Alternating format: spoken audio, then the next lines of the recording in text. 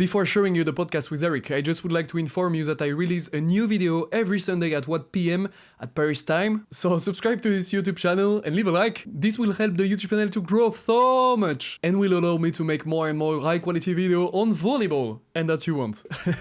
So subscribe and let's go with the podcast with Erik. Okay, here we are with Erik Shoji. Thanks a lot for your time. Of course. Thanks for being here. I'm excited. I will be really honest. I have problem with you. Because you made so many things in volleyball, you won so many trophies. Every time people speak about you to me, they say something nice, and we have That's good. and we have only 1 hour to speak about this. And your career would deserve a documentary that I made on Genial. Oh wow, thank you. When I was writing the podcast, I was like, wow, what am I gonna ask? Because you made so many interviews by the past. So I wanted to ask you is there some questions or some subject media never speak about with you and you would like to speak? Oh gosh, I think that's a hard question because so many people know what has happened in my life and my career, and growing up my father was kind of a public figure, so people were always watching him, and so I also post a lot online on social media, so I show what I do and who I am and try to be my personality. So maybe there's not questions that somebody didn't ask, but I'm not afraid to talk about, different things, that's for sure. Okay, so I will just ask We will the go. question. Well, let's just go for it. On every 1 hour podcast that I made this week, I always ask few same question to everyone. First one is who is Erik outside of volleyball? Who am I? Gosh, it's a great question. I feel like sometimes when we play, our whole identity is in volleyball, but I really learn mostly I'm just a family and friends guy. That's my main motivator in life, the reason why I like to play, and my family has been supportive of me forever, and I have a really good group of friends, close-knit friends that I keep in touch with, and sometimes it can be hard to play overseas and to play all year round and to have no real breaks, but the people that really know me and love me know that I'm doing what I should be doing and what I want, and so I think I'm Erik, volleyball player. I'm Erik, brother, uncle, son, and I really enjoy being all of those different things for people. That's true.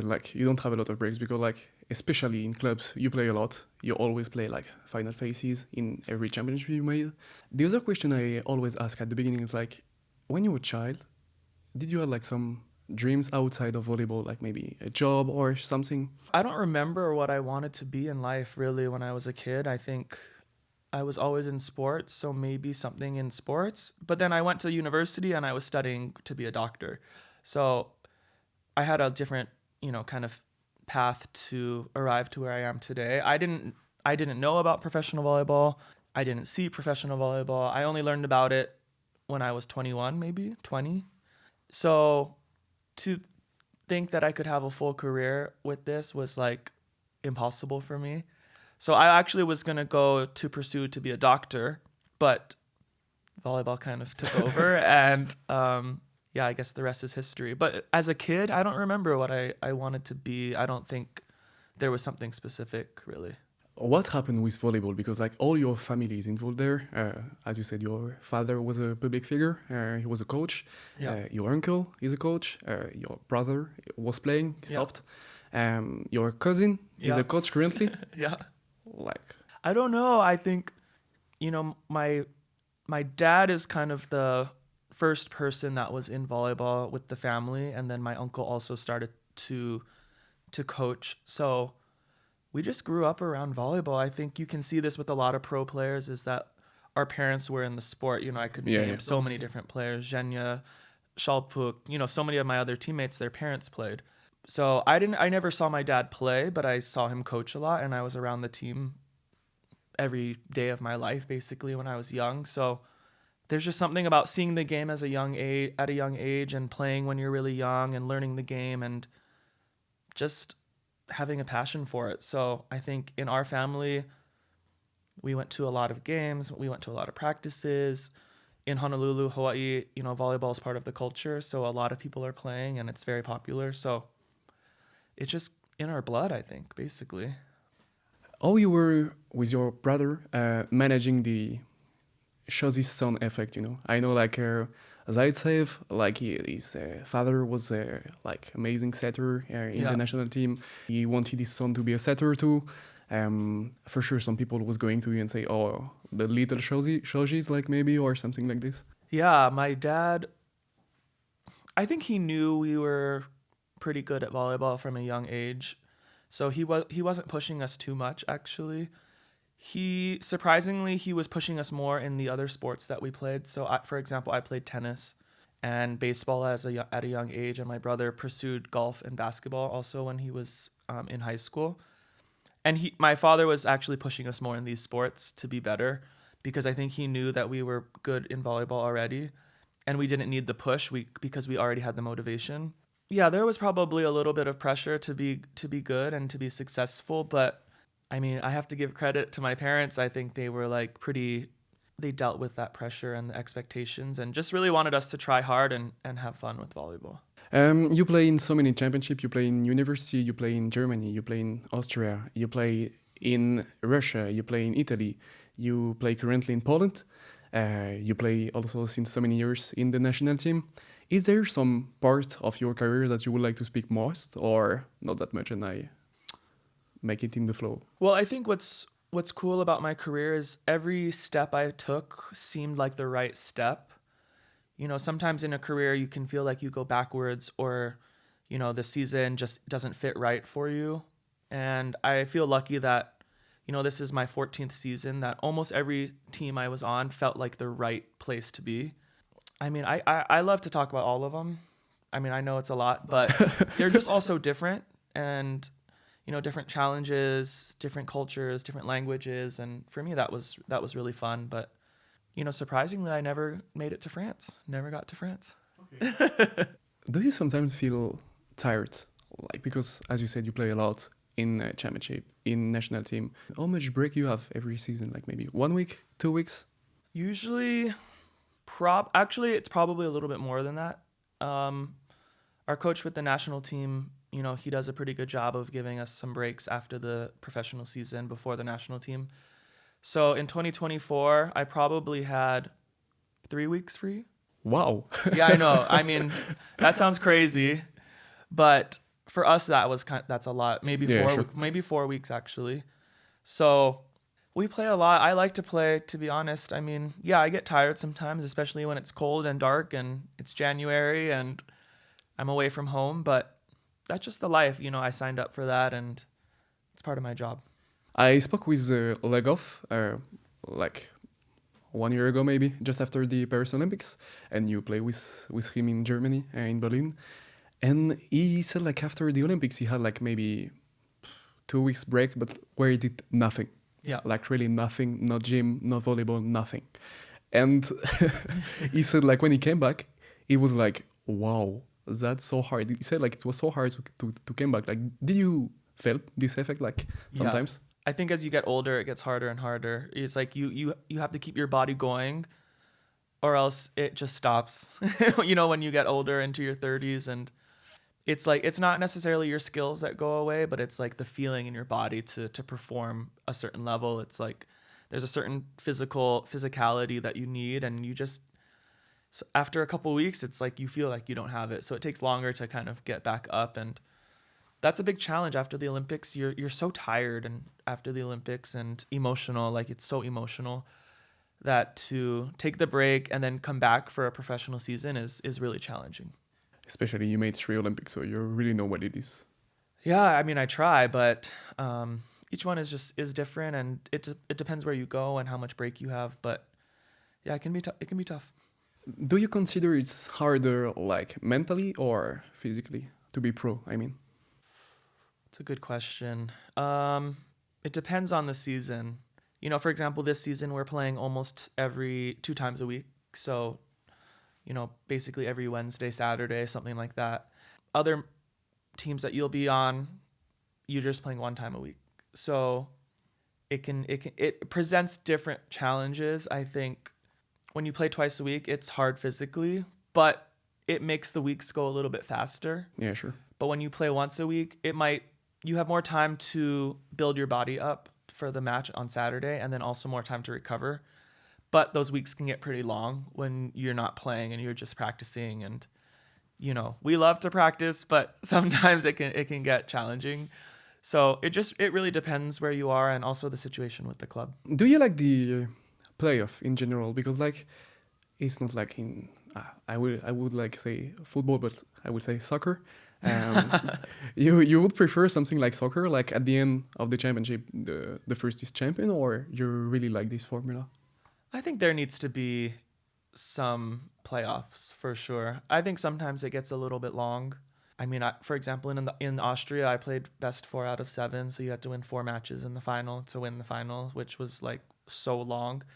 But I like the idea that, the teams fight for the playoffs and then you can have a chance to win after that. I mean, it would be pretty not exciting at all if a team won the league like 4 weeks before the playoffs. So in some places, I know in Russia, like on the Olympic year, they would only have the champion after the regular season. And I don't think anybody had a problem with it. So you have, for example, in Poland, you have 26 matches to prove where you are. And I know that the players to go home a little bit earlier would probably be okay with that. Yeah, for sure. Like have a little break. Yeah. No one would say no, especially if you play in national team. I mean, this season, it's pretty crazy. If you make it all the way to the end, you're finishing 2 months after the teams that don't make the playoffs. I mean, this is a really big difference. Let's speak a little bit like more precisely about your career. You're starting Stanford, like Yes. in university. You spent like 4-5 seasons there. 4, yeah. You play with your brother also. It was something that you wanted to do, like play with him, or especially because like it happened again when he was in Berlin, for Yeah. example, in Russia too. Yep. Like it was something like it was counting in the choice of your career. It definitely mattered when I made the choice to go to Stanford that he was there. My sister also was there working. So, of course, that's kind of an easy transition to make. I mean, college is a big step for Americans to move away from home and to start a new life, basically.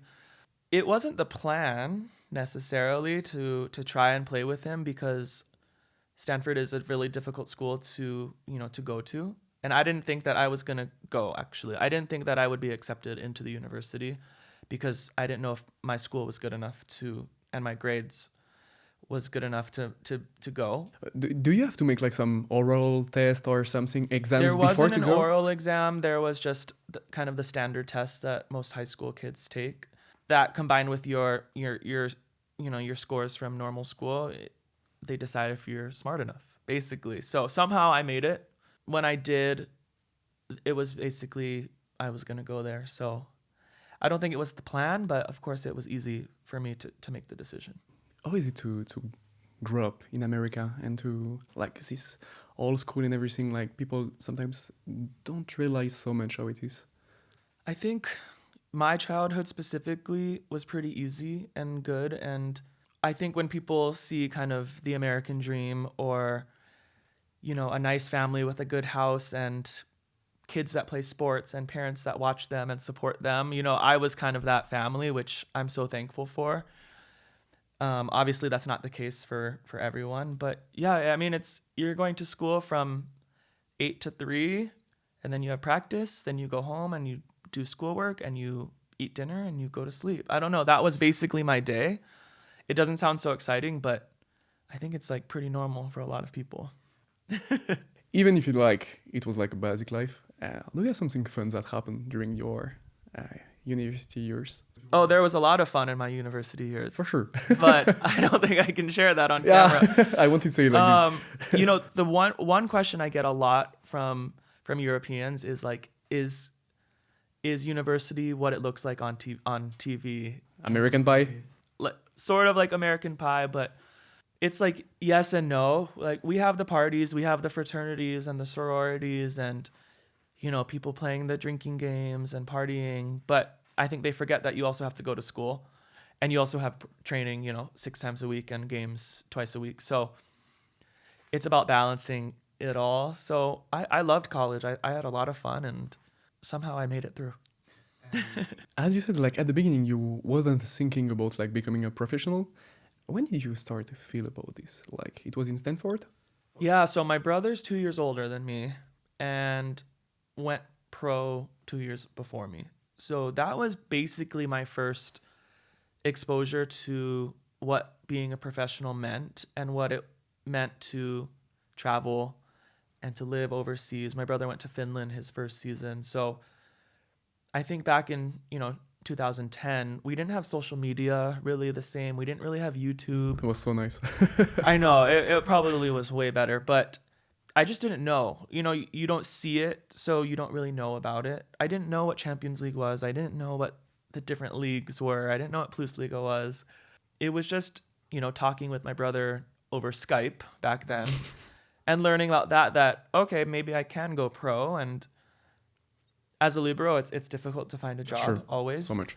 So by the time my fourth year came around, that's when I started to look and, the agents, speaking to agents and managers. And yeah, that's when I made the goal to try to find a professional job and hopefully start with the national team. When you was in university, like, did you feel some interest from like club? Because like I try to, every time I prepare a podcast or an interview, try to find some old articles. I found articles in 2010, 11, 12, speaking about you, one of the best defender of the league and everything. Did you feel something like this? Like, wow, this maybe the rising one, maybe that someone that we need take in the club? I knew that I was having a good career at Stanford, and in college, but you just never know. Like, again, the lack of knowledge and not understanding what pro volleyball was and really even what the national team was. I had no idea what I could do or what I couldn't do. So I had goals to be on the national team and to go to the Olympics. And I think it was my third year in university, I started to go to the national team gym and have a little bit of time with them. And that's when I started to feel like, okay, maybe I have the chance to make a career. But it wasn't until 2013 that I fully started with the national team and then had the starting position. So that was nice. Do you think as a sportsman, like, you grew up faster and maybe too fast sometimes? I think I grew up really late, and part of that was being a professional and moving overseas. So like I said, my childhood was pretty easy. I had like a pretty sheltered life, some pretty conservative parents that I just wasn't exposed to a lot of different things. So when I moved overseas and had to live alone and start cooking and cleaning and driving and living alone, it forced me to like kind of figure life out a little bit more. I don't think I'm 100% there for sure, but yeah, I think it's not about the professional volleyball. It's more just the life that you have to live because of being a professional. And were you a good cooker at this time? No. Still, no. I love to. I'm really good at ordering on my phone and pressing buttons, but no, cooking is not really my thing. As you said, like, you get into the national team, like it was in 2013. 13 was my first full summer. Yeah. Do you have like some stories about like how it came? Because I spoke with Maxo Granieczny. Yes. And like we made a podcast and he said like he received a message from Gribic when he was in gym and he was like so tired and he saw on his phone like a message from Gribic and he said like, wow, it's spam. But like when he understood it was really Gribic, like he said to a physical coach, give me 10K squat, I will do, Yeah, I mean, I remember my first year in Germany. I lived in this apartment, the Wi-Fi was really bad. I had to find like a specific spot in my apartment to find the Wi-Fi. And I remember John Spera, our coach, wanted to call me and my other teammate who was American. And we had to like sit in the hallway on Skype on my computer and find the Wi-Fi. And then he told me that he wanted to put me on the World League roster, the big roster. And that was kind of like a shock. Maybe not a shock because that's what I wanted, but I didn't know what to expect. I didn't know how it worked. I didn't know if I had to try out or be recruited by them, but it was as simple as that he called me. And yeah, it was a cool time for sure. Did you feel sometimes like, if I'm not showing my best, I will go out from the national team? Yeah, I think when you start, you always feel a little bit insecure and not confident with your game because you're playing against these guys that are full professionals. At that point I was 22, 23, still like, I don't know what's going on, just really not understanding anything. And then I'm trying to receive against Matt Anderson or, Reed Pretty. and guys like that who I've watched for a long time. So, the self-confidence took a little bit of time, and you just want to be consistent to show that you are capable and that you belong there. And I think I did enough to play that first year and continue on. Because you said like when you was like younger, I'm not saying that you're old, but like A little bit. like when you was younger, you was like so far away from this professional like life and everything, didn't following so much like the championship and everything. Did you have like some players that you was following a lot, or maybe someone outside of volleyball? Mainly I was watching tennis because I grew up as a tennis player as well. So, and obviously with that being on TV and, just more access to watch it, I think I was more inspired by tennis players than by volleyball players just because I didn't see it as much. But the volleyball players that I really looked up to actually were more the women's players because my father was coaching women. And many of those players were on the national team and playing in the Olympics. So for me, it was cool to see the players that I knew from college, these women that I grew up watching when I was young, and then for them to be on the Olympic team, like that was really cool for me. I didn't know the men quite as much because I just didn't see them quite as much. But, anyone from Honolulu that I can watch and that's on the highest level for me is really important. There's Clayton Stanley.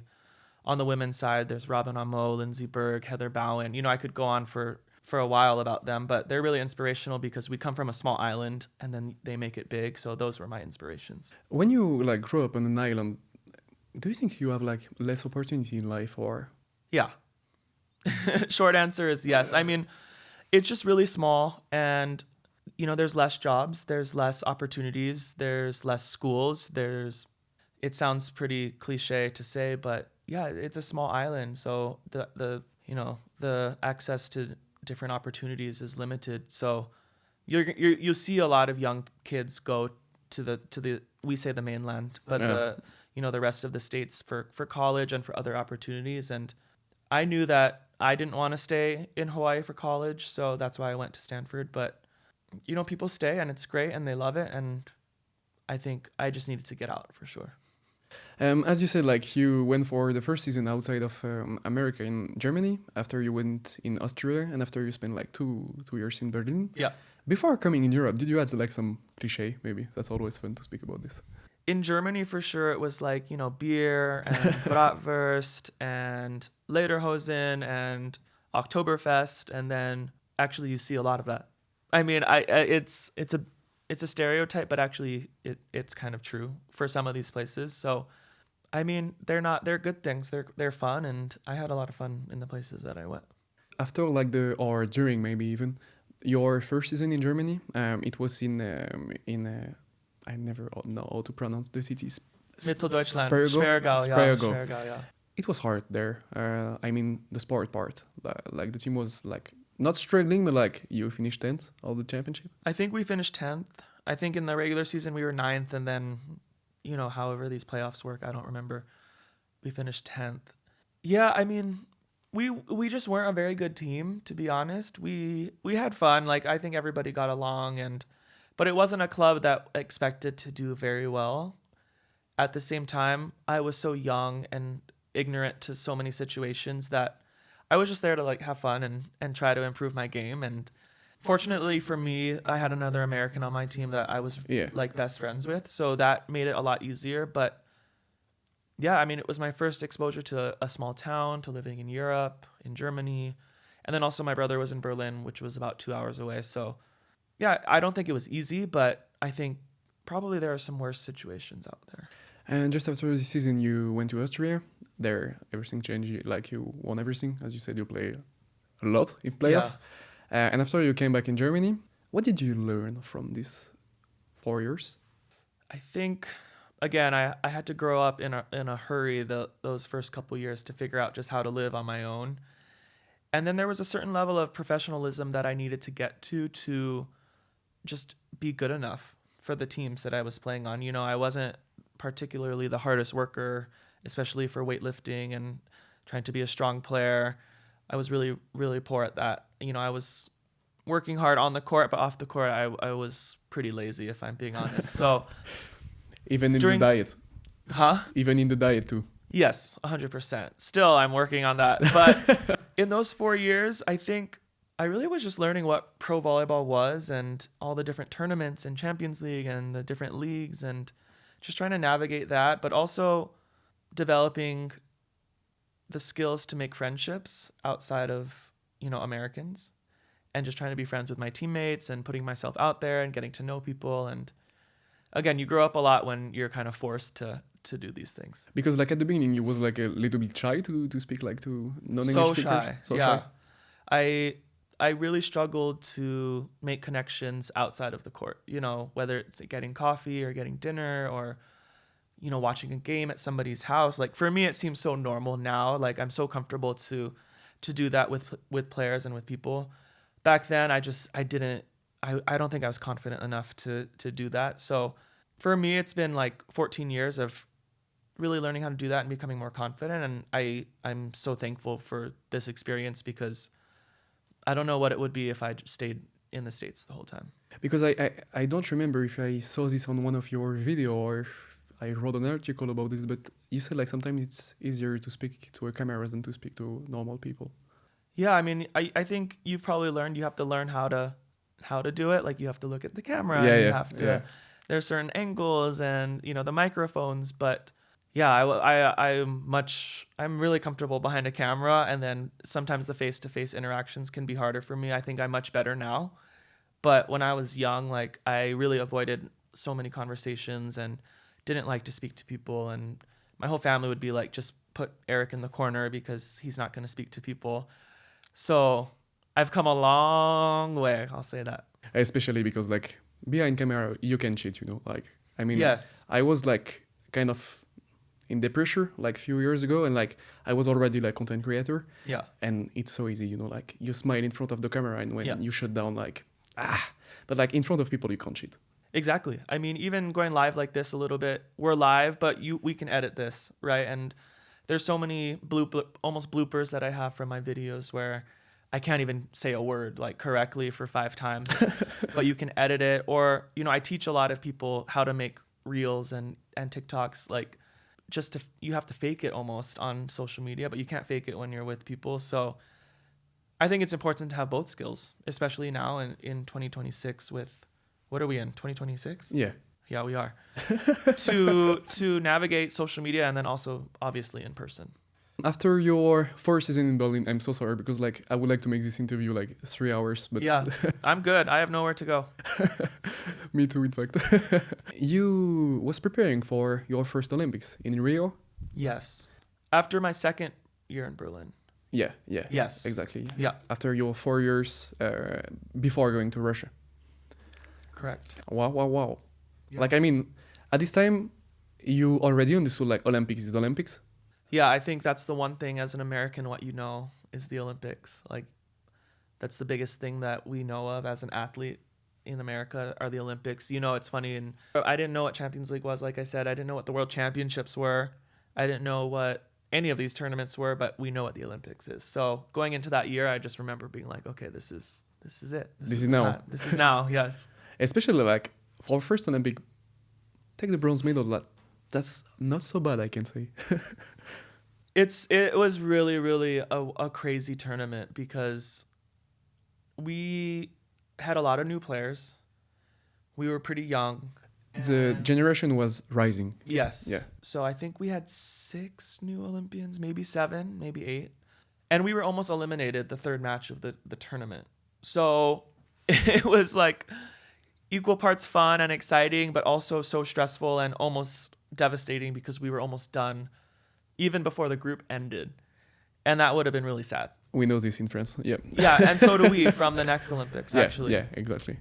But we were in the group with France and we had to play them, and luckily we won. But yeah, I mean, it's such a crazy experience and very much different from Tokyo and from Paris as well. But when you're there, I just remember walking onto the court the first game and you just don't feel your body almost. You have to really calm down to feel like the ball on your arms. I just remember feeling the court and how soft it was and how bouncy it was, and that's all I remember. Because one time I played a beach volleyball pro tour.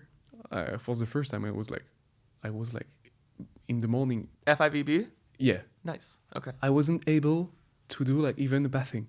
Yeah. Like my partner came and like little tried to punch me like to get me up because like I was like so fucking stressed. Yeah. I mean, it's all relative, right? I mean, we all go into these new experiences, but that first game, I mean, we lost to Canada 3-0, which was not really normal for us. But yeah, it was hard to play normal because you just didn't feel normal and your brain was all over the place. And obviously with more experience and as the tournament went on, it got a little bit better. But the first game, man, is always pretty wild. You succeed to get like over the pool phases. You beat Poland in quarterfinal, and after you face Italy in semifinal, 3-2 tiebreak. You play a lot of games in your career, but like, do you think it's like one of the most difficult that you played? 100%. Yeah, I mean, individually, yes. I think we all know the ending of one of the of the fourth set that happened there, but it was just so emotional. Our energy was high and low, and the arena was packed and cheering for Italy, and it was hot. You know, there's just so many different factors that went into the game. And then it's an Olympic semifinal, and you're so close, and then you don't quite close it out. But yeah, I mean, it's probably like a top 5 loss for me. I think for all of our team. I mean, we were so close and just let it slip away a little bit. You took the bronze medal, but like, for me, like, first Olympic is something really different, even if you make some more Olympics after. Did you like evolve into something like in life or how you see the game? I don't know, like, did you change something after? I think it was, a combination of that experience and also Tokyo really inspired me to start thinking about the mental game a little bit more. When I haven't played my best, it's not necessarily a physical thing. It's mostly been a mental thing for me. And just not feeling confident or feeling like I freeze up in certain moments. So for me, those experiences were valuable. Obviously, I would love to have every experience be a positive thing, but to finally understand, like, okay, I need to start paying attention to what my mind is doing and what I'm thinking about, and really paying attention to the mental game has been really important in my evolution as a player. So it sucks to have bad experiences, but if you can make the most out of them, then I think my career has gone forward because of that.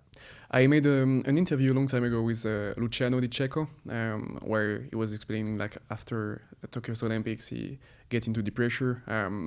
I made also a documentary with Brizard, Antoine, and he said like it's so crazy to manage like how you feel during the Olympics. Yeah.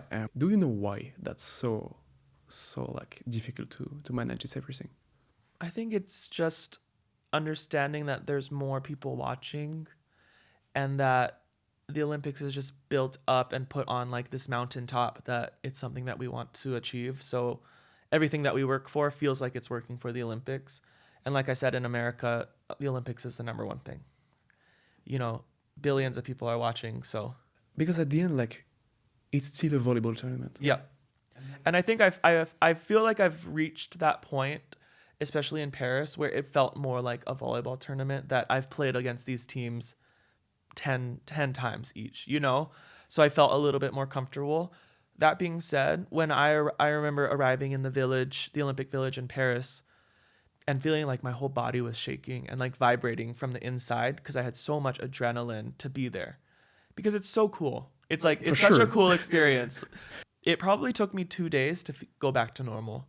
And that's when I was like, okay, let's start thinking about the matches. But probably for 2 days, I was just like on another level, just so excited and happy to be there. Did you have a preference like between the Brazil, France, and Tokyo Olympics? I mean, Paris was probably the best one. Okay, why? It's hard to answer that question because they are all so different.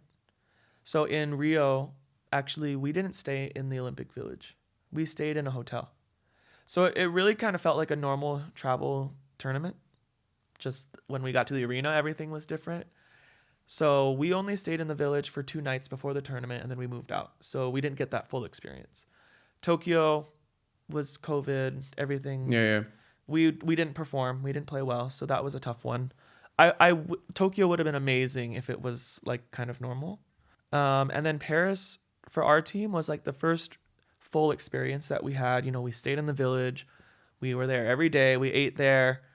And then we had a pretty good tournament. So I think Paris was, you know, they're all different, but I think it was like the best overall experience for us. Because I think like sometimes volleyball fans think like, oh, they go there, they have time to visit the city and everything. But in fact, no. No. I mean, people always say, oh, you travel so much. It's like, Yes. yes, we travel, but I see a lot of gyms. I see a lot of hotels. Maybe we get out for a meal every once in a while.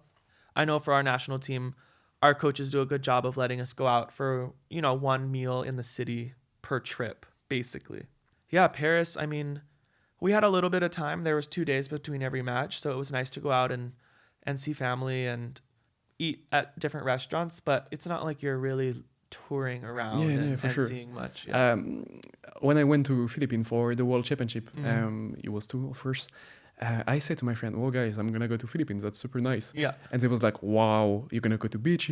You're gonna go to Yeah. beach, not to Yeah. beaches, Not bitch. Beach. to beach. You're gonna go to the islands and everything." No, I will stay in the hotel, trying to find the air conditioning, Yes. waiting in my hotel room, going to practice, going back, and that's all. You're lucky if you can get out and kind of do something. And Philippines is great. I mean, it's a wonderful place to have a tournament, but in Manila itself, it's like, I don't know if it's the most touristy place. You No, know, and sure. it's not like you Yeah, have yeah. time to go to the islands and see the beautiful beaches. So it's work. You know, when we travel, it's work. And at my age, it's like you can't sacrifice a fun night to be tired the next day and for the next match. Like, it's just not worth it. You really feel it, like I don't know, when you go out or something. I'm not speaking especially about drinking something, but like Yeah. even like going sleep at 4 No, or 5. I mean, you really have to question if a walk, you know, even if it's a kilometer or something, to get dinner at 9 p.m. and then you're home at 10 and then you're not sleeping well till like 11 or 12.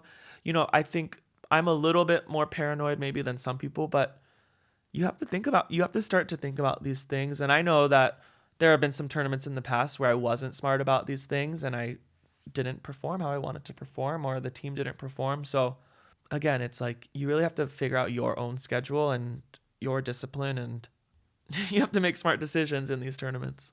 Okay, so I understood. I will try to make this podcast not so long. No, I'm fine now. I mean, I think it's like it's good to get out sometimes and to have a meal outside of the hotel and go with your friends and talk about something that's not the tournament, or maybe go out and sightsee something. But again, it's like we're there for work. It's also, you know, it's our business. It's how we make money. It's how we get jobs. So you really have to figure out the balance in all of it. After Brazil, you went to Russia. Yes. How it was like for volleyball? Like I always speak with players about Russia because like sometimes people don't understand that much what it means. Like you go in country, you need to travel a lot. You can get like jet lag inside the country. Yes. That's kind of crazy. Yeah, I mean, I went to Lokomotiv Novosibirsk that year, and actually, I didn't have a contract in Rio at the Olympics, so I was kind of thinking, okay, I'm gonna have a break. Oh, okay. Because I we were in August for Yeah, the it was Olympics. August. It was September. I don't remember exactly when, but my brother was there in Novosibirsk, and they weren't happy with their libero situation. And my brother, ding, ding, ding, was like, okay, maybe I know you one could, guy. maybe you could try me, you know, at least. So basically I went as a trial period. I went on like a 3-month contract. Like internship. Yeah, I don't know. It was like a 3-month contract. And then if they were happy, I could sign for the rest of the season. So I think I never saw something like this no. before. And I don't even think I thought about it at that point. I was just like, okay, Why not? it's a good contract. You know, obviously it was a lot more money than I had made before, and my brother was there and his wife, so it made things a little bit easier. But yeah, Russia is a lot different. I mean, in Poland, in France, in Italy, you're driving to every game, you're taking a bus basically. In Russia, you're flying to every game. Yeah. And Novosibirsk is a 4.5-hour flight from Moscow. So yeah, and I think a 4-hour time change. So it takes a lot of adjusting, and again, like you said, jet lag and flights and red eyes, and figuring that all out. So it's a different ball game. Did you have like some private jets sometimes, or the club didn't have at this time? That year we did not have any private flights.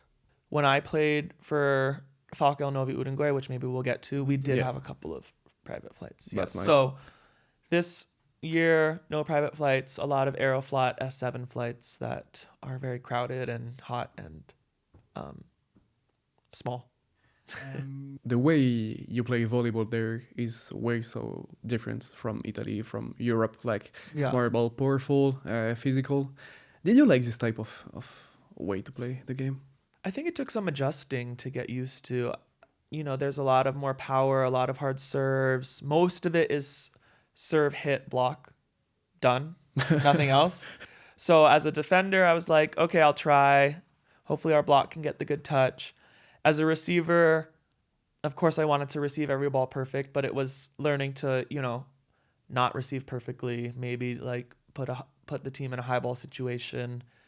The Russian players are pretty crazy. I mean, they're taller, you know, in general, I would say they're probably taller, and they just go for it. You know, they just serve and spike as hard as they can. So powerful. So powerful. I don't even know how to describe it. They're just built differently than, like, I don't think me and them are the same thing. You know, I look at myself and then look at some of these players, and it's like, we're not the same at all, you know, physically. Yeah, sure. But again, I also made good friends there. You know, they were nice people. I had a great time in Russia.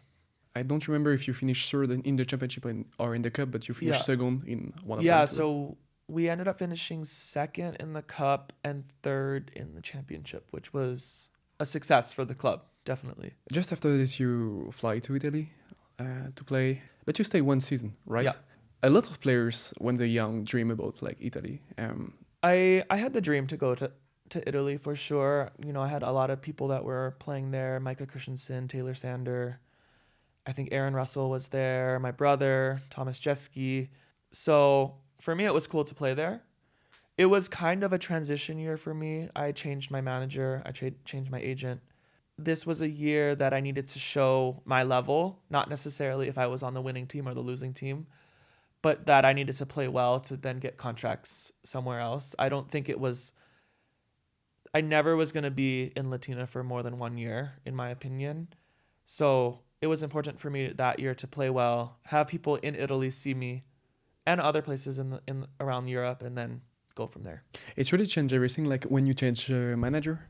You know, it was strictly a business transaction for me. I really enjoyed my first manager, but I just wasn't getting the jobs that I wanted to get or that he was finding me. And then I changed and I had a job in Italy, and then luckily from there I was able to find more jobs. How hard is it for a libero, like even now, to get some contract abroad?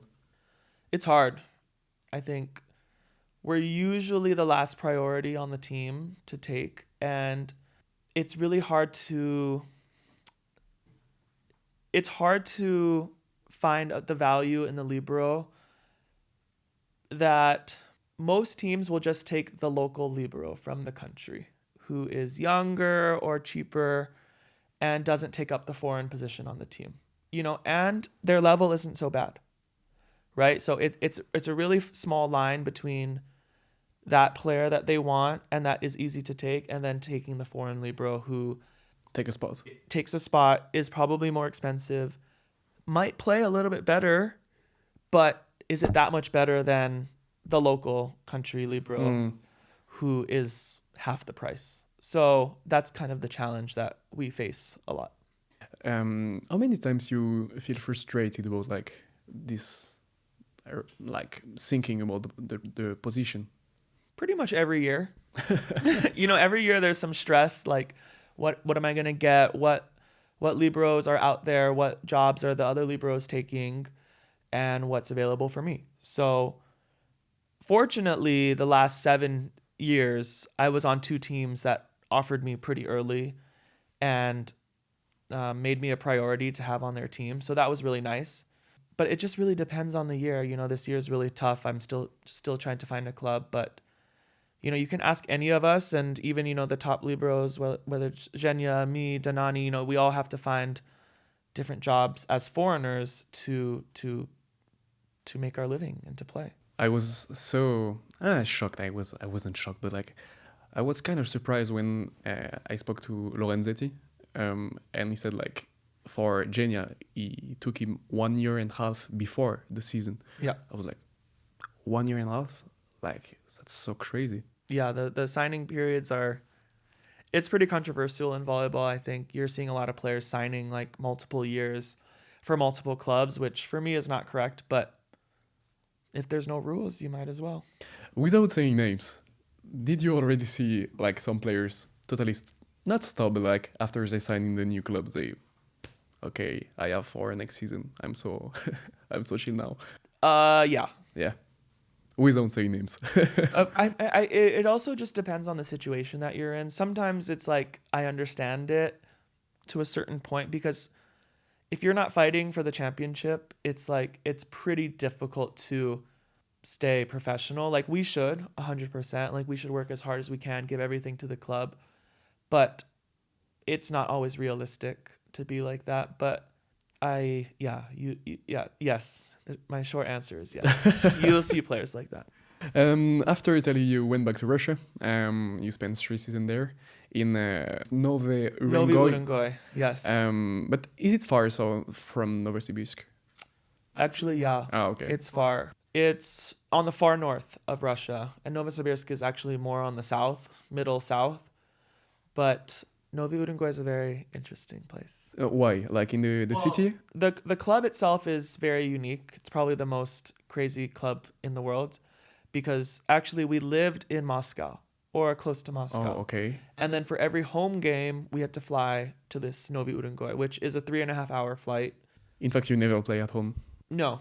There were a couple games where we played in the city that we lived in just by accident, but most of the time we were flying for every game.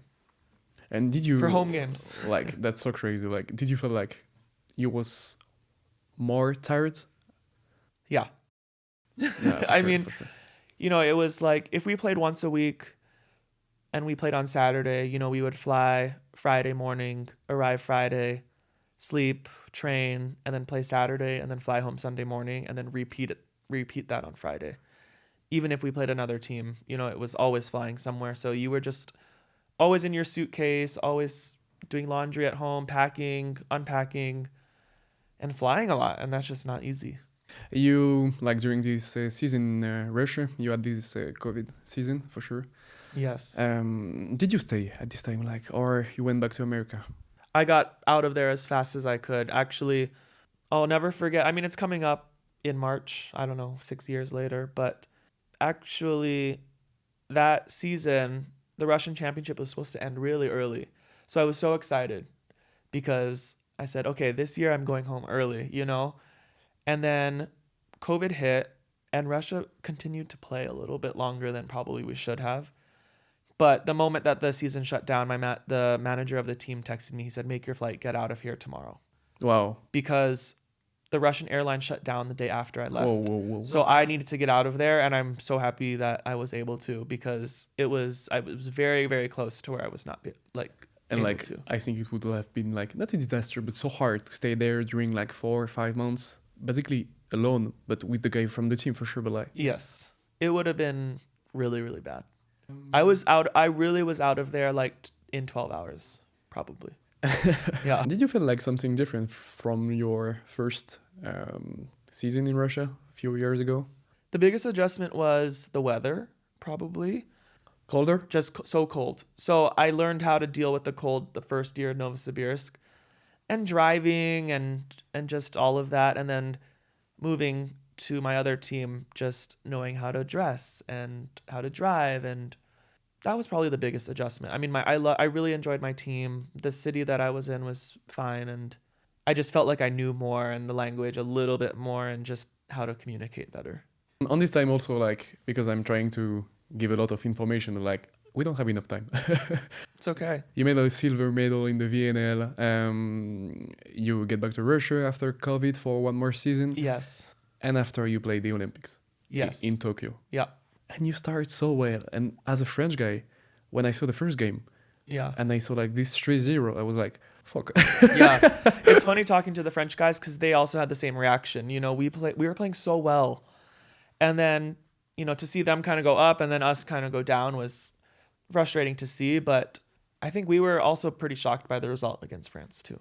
You think it was your worst Olympic? Like, For sure. yeah. I mean, for USA, they were always expected to compete well and to go to the final round and take a medal. But yeah, there was just a lot of different things that didn't work well for our team that Olympics. Because like the last time that USA won the Olympics was a long time ago, in fact. 2008. 2008, yeah. Do you have like sometimes some pressure from like, I don't know, maybe the management or something like, oh, we won the Olympics 2 times a few years back, like with Kersh Korali and everything. Yeah. I don't know, like. I don't know, in years, obviously it's a long time ago, but it's only like 4 Olympics ago, 3 Olympics ago, or 5. So it doesn't seem that long ago, but I understand that it is. But no, I don't think we feel the pressure of that because we know what men's volleyball looks like right now and how good so many different teams are. I think that despite not winning a gold medal, I think that we've been in like the best period of USA men's volleyball probably since the 80s. So I'm proud of that. I just, we have the goal of the gold, one more. Because I think sometimes people doesn't realize how hard is it to first go to the Olympics, after go out of the pool phases, because like there is 12 teams and it's basically like the 12 better team in the world, like at this moment. After you need like face in quarterfinal, in semifinal, in final, and everyone won't win. Like no one's go to the Olympics to just be there, take some selfies and everything. Like 100%. I mean, the way that the Olympics worked before was that there was 2 groups of 6, and then 4 teams out of the 6 made it to the quarterfinals. So this was really hard. And then they changed it to 3 groups of 4, and the top 2 made it with also 2 teams that were third, which added to the pressure because if you lose one game, you feel like, oh shit, like we have to win. We have to win the next one almost. Fortunately for us, we beat Argentina 3-0 the first game of the tournament in Paris, but still we weren't comfortable. Like we had to win the next game. Yeah, I mean, men's volleyball is so crazy right now. I felt like probably 7 teams could have won gold last Olympics, which is different than a lot of different other competitions. But, when you face Brazil in the quarterfinals and they took a medal in every Olympics ever, you feel like, oh shit, like we're playing Brazil in the Olympics. This is crazy. But that was kind of like in a transition Olympics year, I can say. I think so. But, there's always like the tradition of, sure. And they expect to do really amazing things, the same as us, as like the other countries. So, yeah, a USA-Brazil quarterfinal, that doesn't seem right, but that's men's volleyball right now. But you beat them. Yes. But you beat them. And I think like people was kind of shocked, like because a lot of people were speaking about Italy, they was like the world champions. Yeah. And I think in Paris, people was like, maybe not surprised, was like, wow, they beat them 3-0 in the bronze medal game? Yeah. Against Italy, yes. Do you feel something like this? Like people was kind of shocked or not that much? We were not shocked. We wanted to win, of course. The most surprising part was the energy that we felt on the court playing against them, because France killed Italy in the semifinal. And we lost crazy. We lost again, a very difficult 5-set match against Poland. Yeah. So our expectation was to have to fight for their energy. But actually, we had more energy than them. And that was surprising. So when we saw that, we said, okay, let's take advantage. Because I don't think they were playing their best. And I think they were really disappointed with their semifinal and didn't move on to that game to compete against us. I mean, okay, we won 3-0. Every game was 2 points. So it probably was closer than people thought, but we knew pretty early in that game that we had a really good chance to win. I think Italy was also like, maybe not shaking, but like, they was not so close to lose the game against Japan, like in quarterfinal. They saved some match point ball. Yeah. All of these matches can affect the next one and the next one. So even if Italy won that game, I don't know if they felt fully confident in themselves, because maybe they should lose. Obviously they won and they did what they had to do, but sometimes you win those games and you don't feel that good after. we've all had that experience. So I think, You feel like kind of not guilty that you yeah, stole the game, but you feel like you stole it. And that's a good thing because you need to understand how to fight and learn how to fight through these difficult moments. But on the other side, that you probably just weren't playing your best game.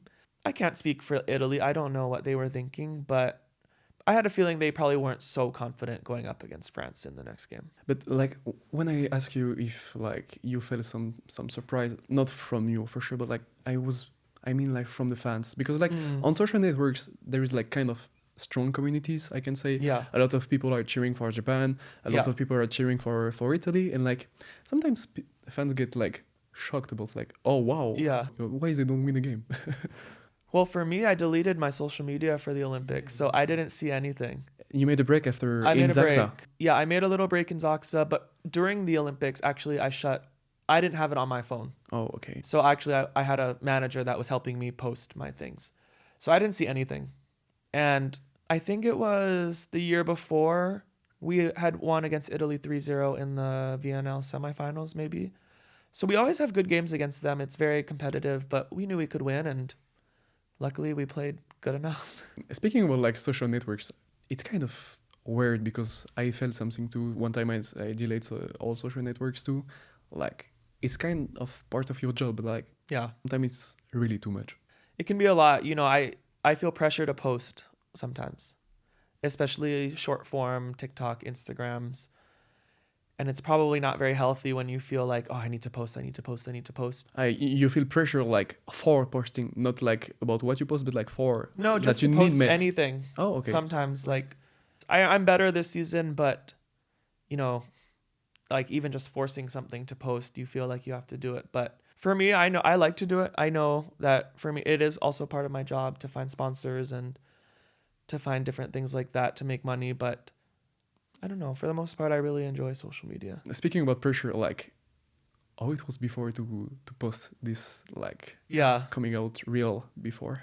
I mean, like right before or kind of the weeks leading up? Which one? Oh, I don't know. You can say both. Well, it was something that I had decided to do probably towards the end of last season, pretty early in the summer from last year. Again, with social media and my following and people always talking about me and what my sexuality might have been, I just felt like I needed to get it out there. I wanted to, and then, hopefully have some positive things happen, around it. So I made the decision pretty early and, made the video and probably edited it with the producers for 2 weeks or something. It was really nice. Thank you. Initially it was like 6 minutes. Wow. And okay. I was like, no. We have to get it down. I really like what I was able to create with these producers. And then the day that I wanted to do it, I was really, really nervous, to be honest with you. To upload, to press post, to, create the caption. I really was like shaking to like post it. I posted, I put my phone away for a couple hours, and then I was with Micah Christensen, a great friend, and his family, and we just went to dinner and, we're having fun, and then that was it. You were shaking more than in the Olympics, or not that much? Probably not. Probably not, because I was confident in posting it as well. I knew that I was doing what was right for me, and also that what I was posting was real, and that was the most important thing for me. I didn't feel like it was forced. I didn't feel like I was doing something that I didn't want to, and I felt really genuine in what I was doing. And again, I really was happy with what we were able to create, and yeah, it was a cool moment. It was like a cool week, and then we all moved on, and that's exactly what I wanted. I have 2 more questions about this, and because I really don't want to make this interview all about this. Did you really feel like more free after this everything?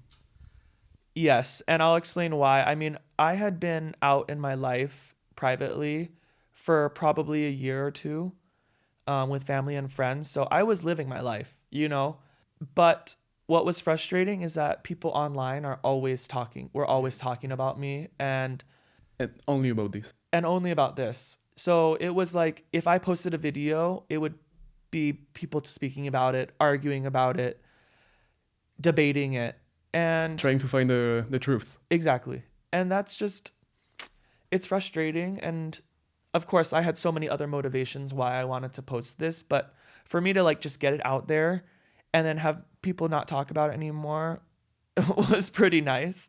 And actually, I just didn't really like it for my family because I knew that they were seeing these kinds of things and having to see people talk about me. And for me, it's not right. So I put it out there and no more speculation, no more talking about it. And great. At the beginning, just people, some comment was commented, you see, I was right, and that's all. 100%, which, you know, there were a lot of different comments. I would say like 99% were positive, and that's so cool to see. Yeah. What I was really proud of for myself and how I knew that I did the right thing was that I didn't really care about the comments, you know, whether they were the good ones or great, you know, but I saw them all and then I said, okay, that's it. I didn't care. And that was probably the first time where I didn't let comments affect who I was and how I was acting.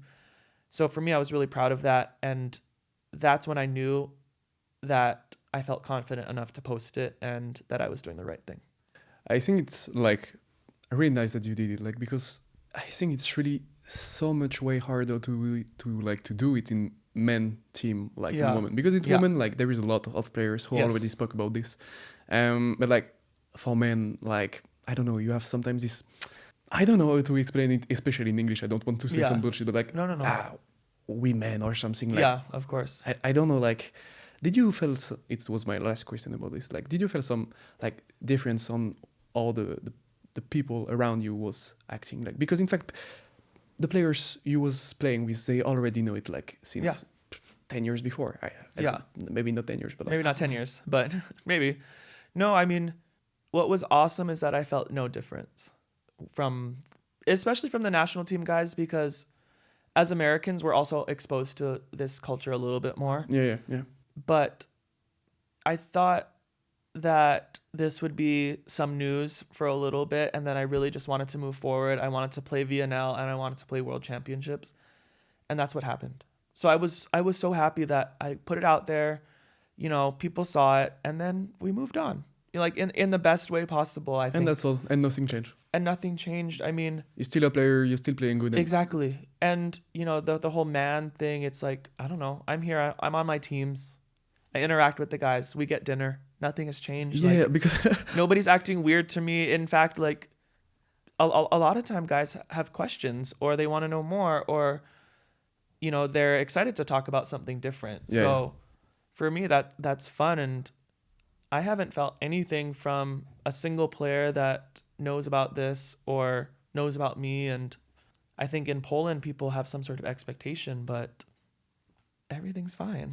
Yeah, and I think it's really nice because like, unfortunately, but like people think like because this is your sexuality, you're gonna try to like go and jump on all guys. No, that's not working like this. No, like don't get me wrong, they're good looking guys in volleyball, but it's just not what is happening. You know? For sure. Like, I'm living my life, they're living their life. We try to work on the court, and that's it. But actually, you know, one of my motivations was in the US.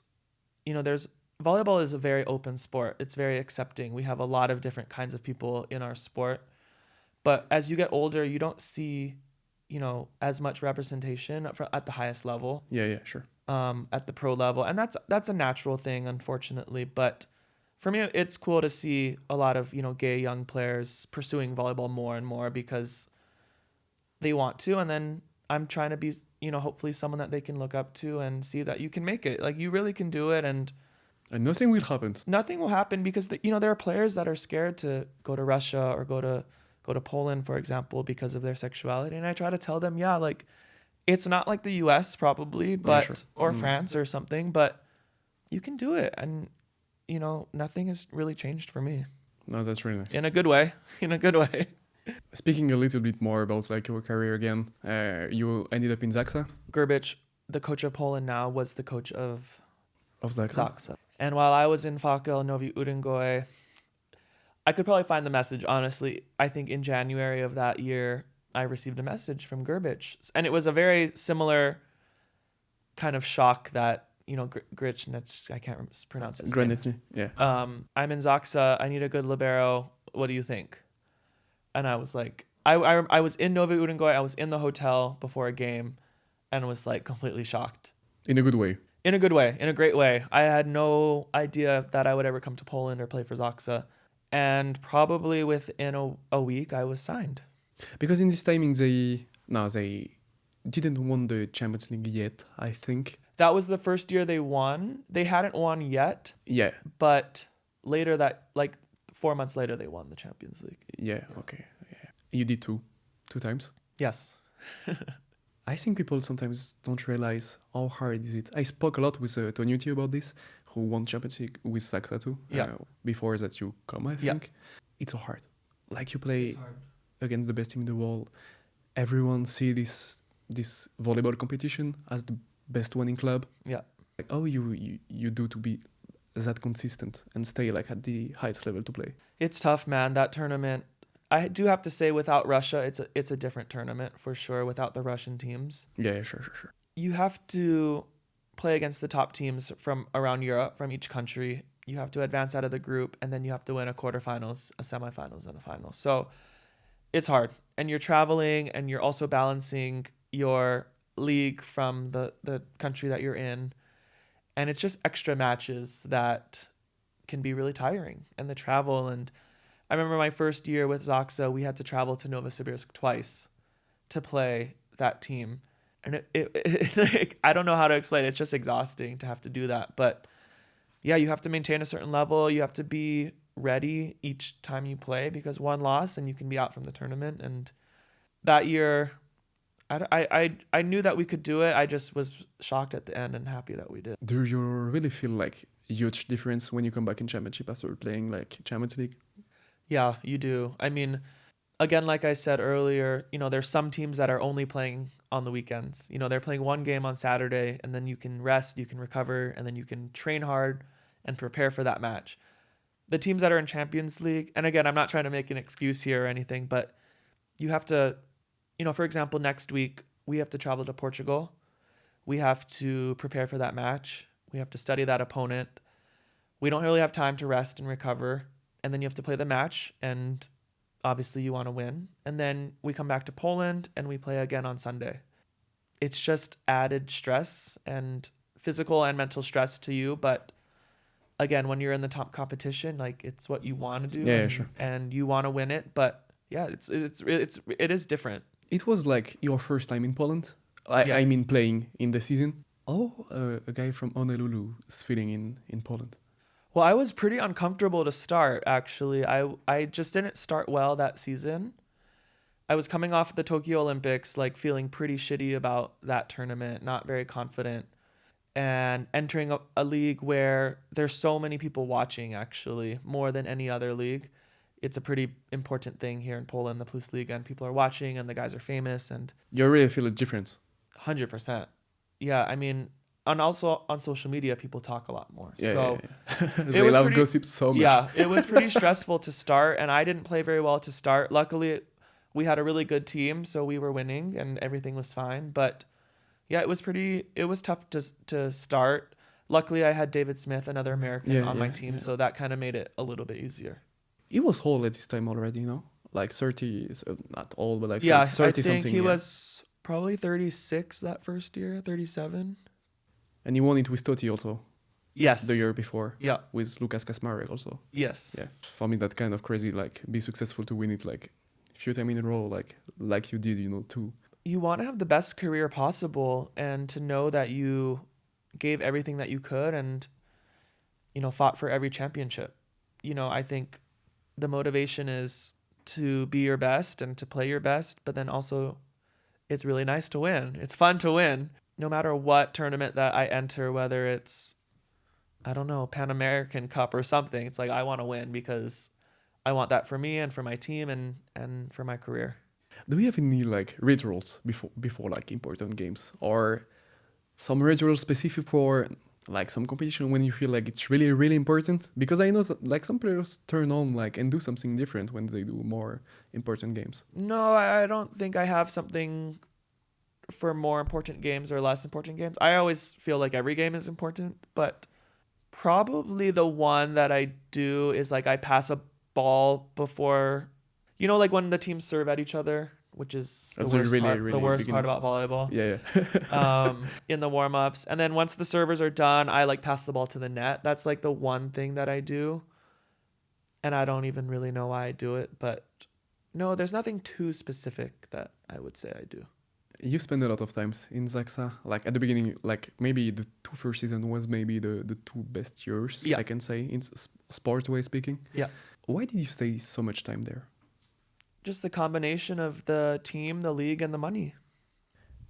No, but for sure, there is no like. Yeah, for sure, there's. think, I like, mean, it really just comes down to that, and also feeling comfortable in a space and feeling happy where I was. And I really enjoyed playing for Zaxa, and like I said, it was a good salary. It's an amazing league to play in, and we were fighting for trophies, so that's important. You joined this season Resovia, Rzeszów. Yeah. But like, there is also Zatorski there. There is also a third libero who is Polish. Yeah. Zatorski is Polish too. How are you managing this situation? Because like, we don't know really.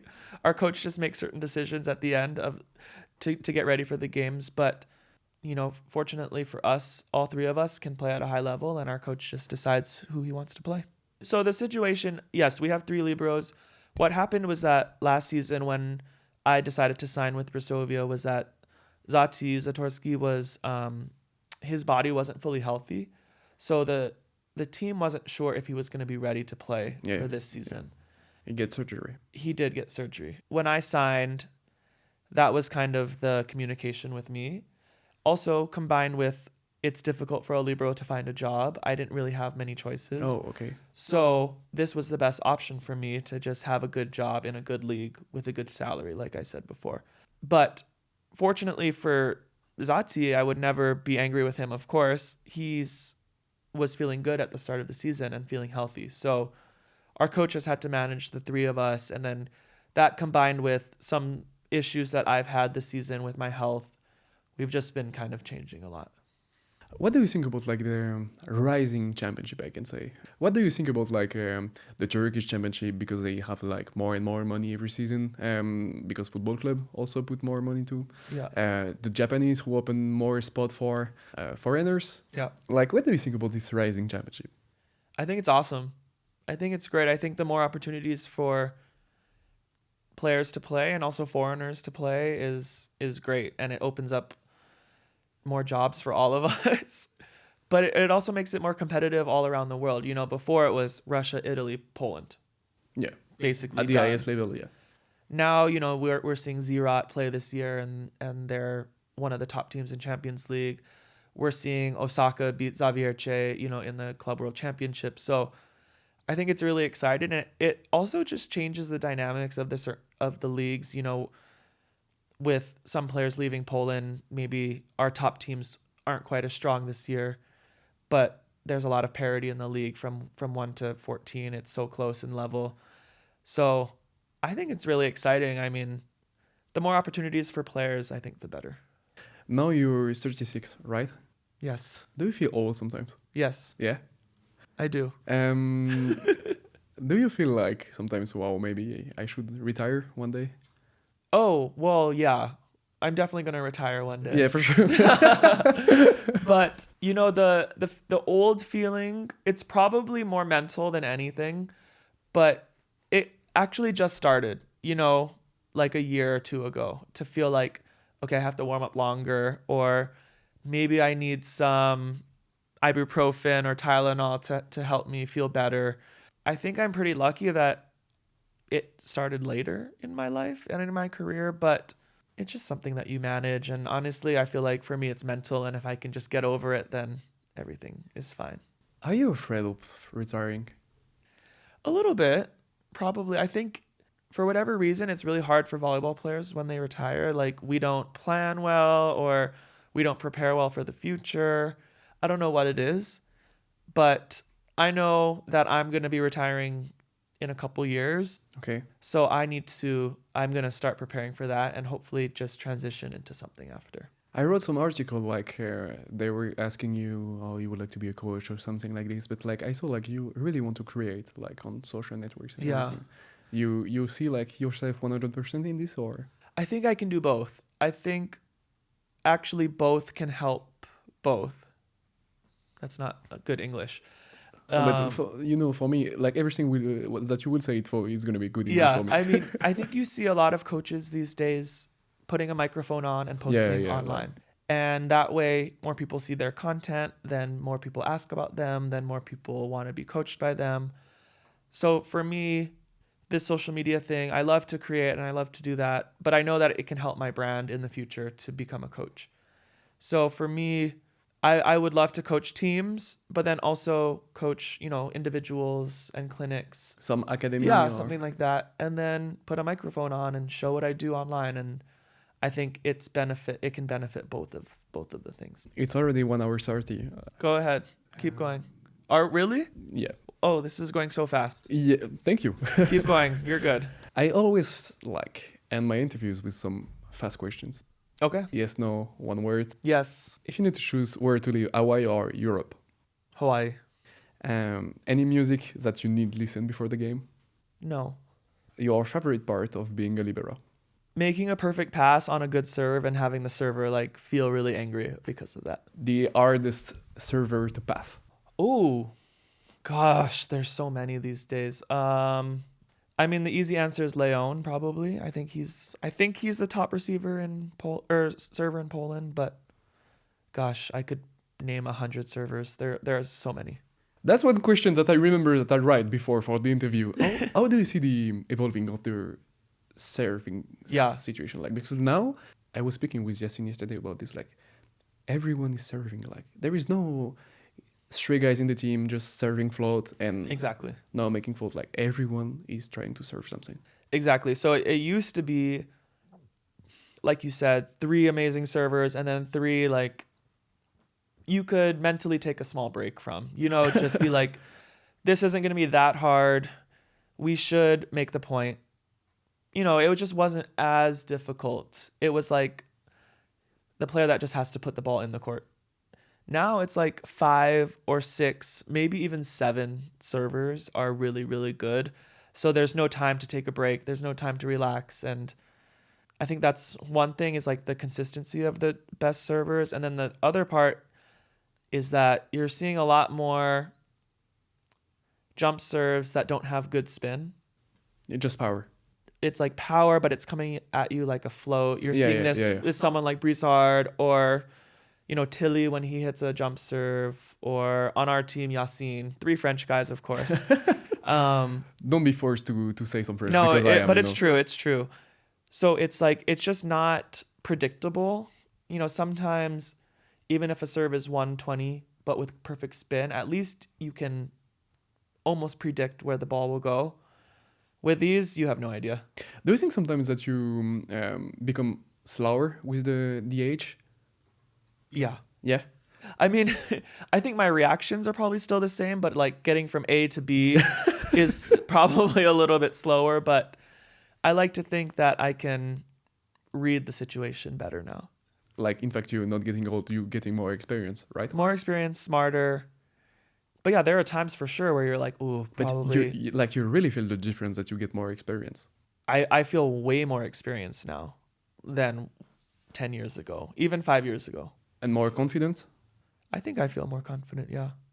Because like I said before, I think a lot of my struggles were more mental and feeling like I just couldn't do it in that moment.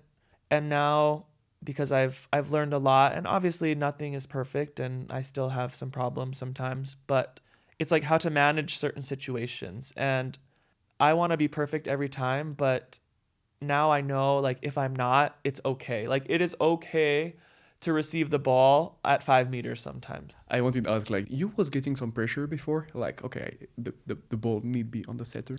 I still want to, but okay, if it's an easy serve, I expect myself to put it perfect. If it's a 125 kilometers and you put it high in the middle of the court, it's good too. Yeah. So it's like managing the expectations, but then learning how to deal with some situations. I already know the answer, but like, do you rewatch your own games? Yes, Too much? probably, yeah.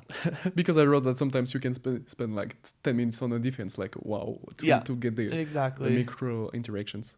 I really like to go back and watch some of the best games. Like for me, it's fun to watch those. What gives you more pressure, Olympics or like amazing club finals? Ooh. Olympics, probably, yeah. One word to describe Team USA. Oh gosh. Unique.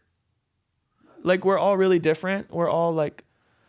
We all have very different lives, come from different places, and have different personalities. One word to describe yourself on the court. On court, passionate, Outside. loyal.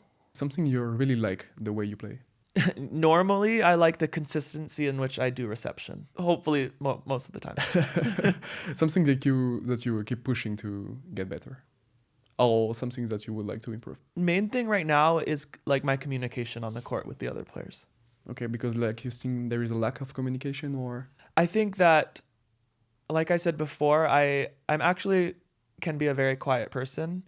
I saw this But on interviews from Yeah. American guy. They say we never know if he's happy or no. yeah, I mean, sometimes I forget to communicate with the guys. Now in reception, because people can change all the formations, yeah. you have to communicate a lot. So that's something I'm working on. One rules that you would change. No overhead receiving on the first ball. They try it like I in think they tried the young that. age Yeah, because they would like to have more float and less mistake in serve. I exactly. think. Well, the number one criticism in America about men's volleyball is that we make too many mistakes because of the jump serves. So I think if we can force people to float serve, it would make less mistakes. I can understand, but like I saw on the social so many comments in France. Yeah. Like there was like, but how you can win a game with 25 mistakes? But like, if they still serve like this, like there is a staff there behind, Yeah. like, and they're not stupid. And if like the side out person is like getting lower in front, like with the Yeah. opponent, like they have to serve like this. Yeah. But like, okay, I mean, I know for men's volleyball, we know like we have to go for it and we have to serve hard and mistakes come. Actually, on the national team, I think our statistics man like had some algorithm or some study and he showed like when we won or lost games, it was never because of service mistakes. oh, okay. And part of that I didn't really believe. I don't think any of us really believed that. Like, but it was interesting to hear that. But if we can reduce service errors, I think a lot of the criticism goes away from men's volleyball. Social media give you energy or drain? Ooh. Give. Favorite country you've played in? Played pro or even national team? Oh, that's a good question. As you want. I mean, my easy answer is Japan. Japan's always like the best trip. Country with the best fans. Gosh, I'm really bad at this because I want to explain it, but No, but you can say like, every country has like different style of fans. I would say the best combination is probably Poland. are liberos underrated? Not anymore. I think we're valued pretty well now. I think before we were, and now people can see the value that we bring. Financially, yes, we are. For sure. Do you have like any regrets in your career? Probably not, because in the moment, it's really hard to make certain decisions. Probably from a younger age, just like working harder off the court. 18 years old Erik, like he would be proud of you? Just that I'm living like totally free and open and have friends. Also, you was really shy. I was pretty shy, yes. One thing you're really proud, not especially in volleyball, but like... I'm proud of the relationships that I've kept despite being overseas for so long. You know, I have my family, like we're a very close family, and I have a very close group of friends that I keep in touch with. The harder spiker to defend? I probably would say TJ DeFalco, because I have to play him a lot in the national team, and For sure. he just has the craziest arm, I think. One of the better guys you played with? Better in volleyball? Yeah. But like you play with in national team or in club? Ooh. I think the player that is the best and who had like the most potential was Igor Kliuka from Russia. And against. Same question, but against. And also Volkov from Russia. Against, it would have to be someone from Poland, but just Poland probably in general. One of the nicest guys you met.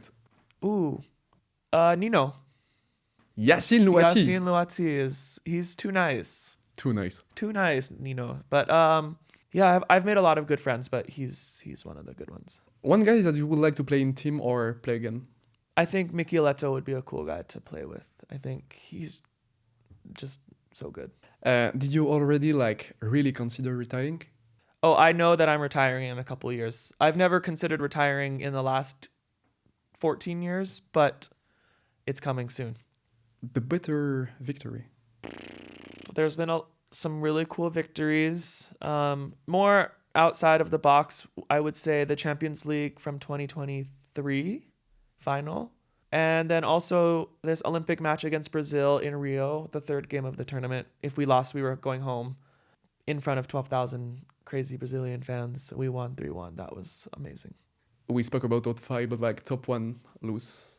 It's probably the Italy game for sure, yeah. And I always ask this same question to finish. If you can build, no matter foreigners, everything, your dream starting 6. Speaking about prime players. I'm going to go Micah Christensen, Mikhailov, or Kurek at the opposite. My middle blockers are going to be Muzerski. I'm going to go David Lee from the US. I think he was so good back in the day. I don't think he always got the credit that maybe he deserved. Outsides, There's so many. I'm going to go Leon. I mean, he's arguably the best player of all time. And then I'm going to go Volkov. Okay. From Russia. What we need? A libero? We need a libero, and I'm going to go Zhenya. Was that a good dream team? I'm trying to think. There's so many good players, gosh. I think you can win something with this. That answer is pretty impossible, but that's what came to my mind. Thank you so much for your time. Of course. Thanks for having me.